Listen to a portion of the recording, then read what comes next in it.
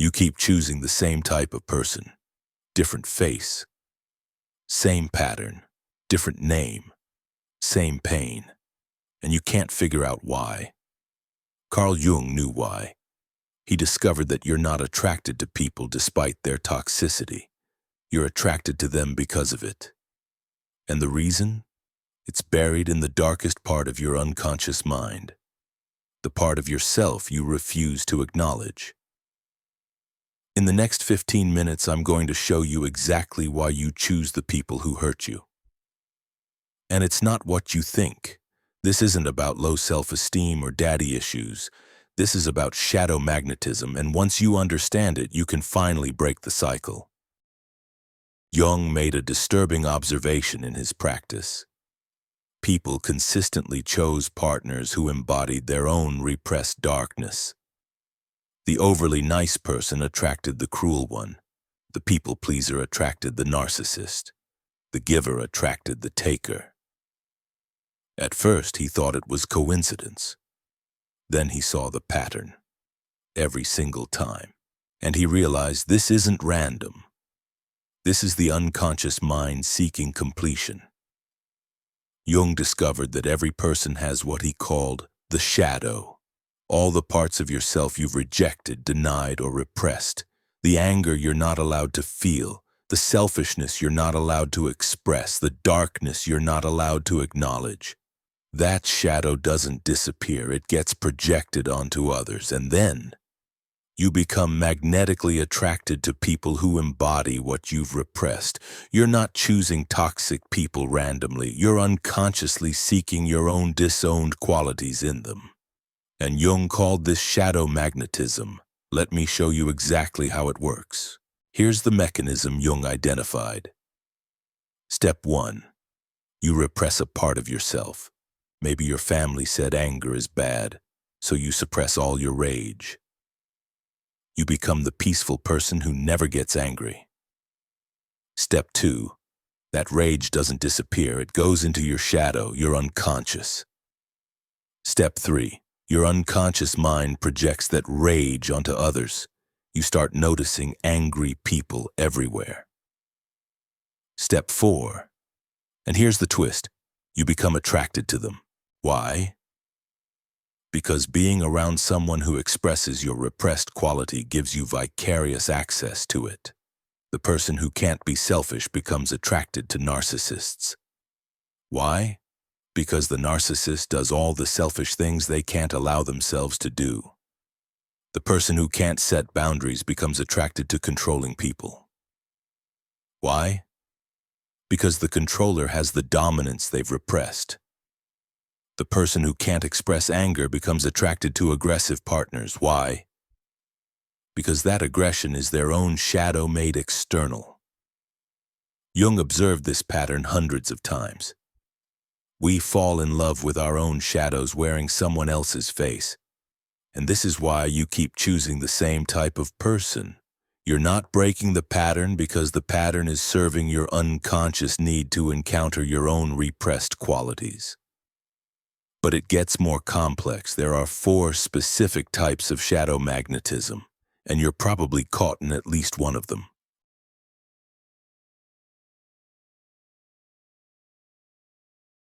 You're attracted to broken people, the addict, the emotionally unavailable one, the person with trauma, and you tell yourself, I can help them, I can fix them, I can love them into wholeness. Sound familiar?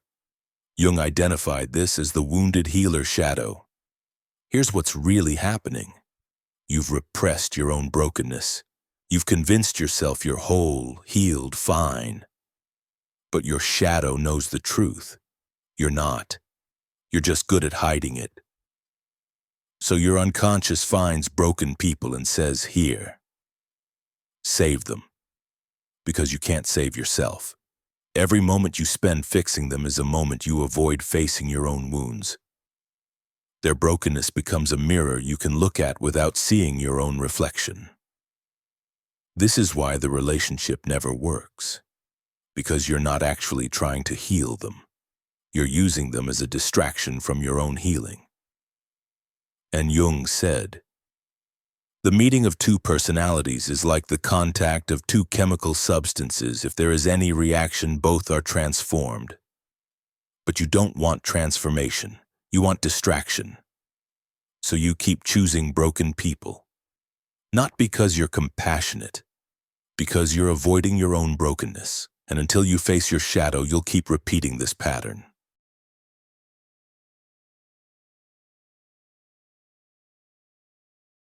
You're attracted to unstable people, the ones who are unpredictable, dramatic, emotionally volatile. When things are calm, you're bored. When things are chaotic, you feel alive. Jung called this the chaos shadow. And here's what it reveals. You've repressed your own capacity for wildness. You've made yourself too controlled, too predictable, too safe. But your shadow craves chaos, passion, intensity, drama. So it seeks out people who provide the chaos you won't create yourself. The calm person attracted to the tornado. The stable person attracted to the train wreck. The predictable person attracted to the wild card. And you tell yourself it's passion, it's intensity, it's love. It's not. It's your repressed chaos finding an outlet. Here's the tell. When the relationship calms down, you lose interest. When things stabilize, you feel dead inside. Because you're not in love with them. You're addicted to the chaos they provide. Jung observed that people confuse intensity with intimacy. They mistake drama for depth. The toxic partner provides the emotional roller coaster your shadow craves. The highs are higher. The lows are lower. And you feel more alive in the chaos than you ever did in peace. But here's the cost. You're destroying yourself to feel something. And until you integrate your own capacity for passion without chaos, you'll keep choosing people who bring destruction.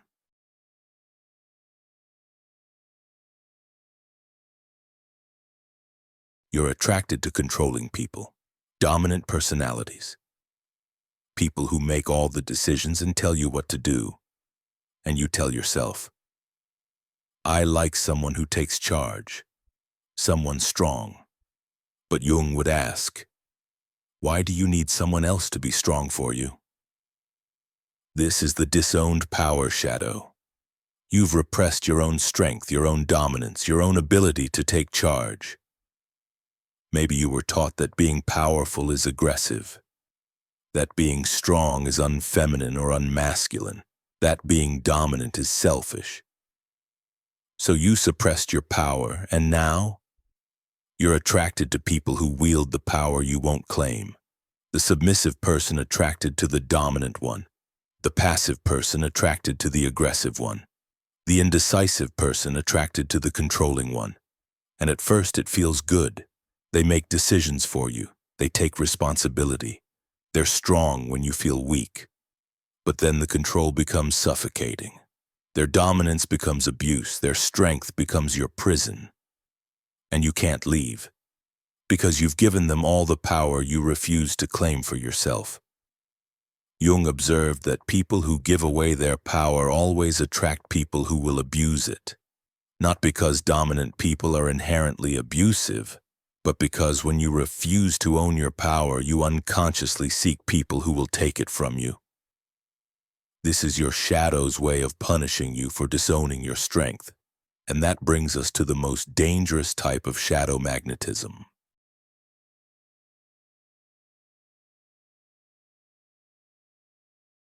You're attracted to people with questionable morals, the liar, the cheater, the manipulator, and you tell yourself, they're not that bad.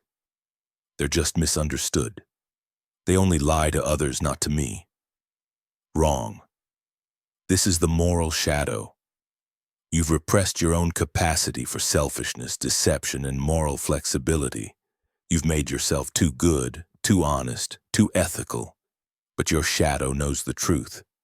Part of you wants to lie, cheat, manipulate. Part of you is tired of being good all the time. So you find someone who does all the things you won't allow yourself to do. And you live vicariously through their moral transgressions.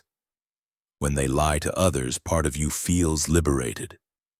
When they manipulate situations, part of you feels powerful. When they get away with things, part of you celebrates. Jung called this shadow participation. You're not doing the immoral things yourself, but you're enjoying watching someone else do them. Until they do it to you, and then you're shocked. How could they lie to me? How could they cheat on me? I thought I was different. You weren't different. You were just naive. Because Jung observed, people who are attracted to others' moral flexibility eventually become victims of it. You chose them for their darkness. You just thought you could control where they directed it. You can't. So how do you break the pattern? Jung's answer: shadow integration. You have to reclaim the parts of yourself you've projected onto toxic people. If you're attracted to broken people, acknowledge your own brokenness. Start healing yourself instead of using others as distractions. If you're attracted to chaos, find healthy ways to access passion and intensity. Create your own wildness instead of seeking it through destruction. If you're attracted to power, claim your own strength. Make your own decisions. Stop giving your power away. If you're attracted to moral flexibility, acknowledge that you have a dark side too. You're not purely good. Nobody is. Jung said, one does not become enlightened by imagining figures of light, but by making the darkness conscious. You have to look at the darkness you've been avoiding, the parts of yourself you've denied. And here's the paradox Jung discovered. The moment you integrate your shadow, you stop being attracted to people who embody it. When you own your anger, you stop being drawn to angry people. When you claim your power, you stop attracting controlling people. When you acknowledge your selfishness, you stop choosing narcissists. Because you don't need them anymore, they were serving as your shadow's mirror. Once you look directly at yourself, the mirror becomes unnecessary. You're attracted to toxic people because they represent parts of yourself you've refused to acknowledge. The narcissist carries your disowned selfishness. The controller carries your disowned power. The chaos creator carries your disowned wildness, and you'll keep choosing them until you face your shadow. This isn't about blame. This is about awareness. Jung gave you the map. Now you have to walk the path. Look at the type of person you keep choosing. What quality do they have that you've repressed in yourself? That's your shadow. That's what needs integration, and the moment you integrate it, you become whole, you become free, and you finally stop choosing people who hurt you, because you've stopped running from yourself. So which type of shadow magnetism hit closest to home? Savior, chaos, power, or moral? Drop your answer below. And if you've broken the pattern, tell us how you did it. If this resonated with you, you know what to do.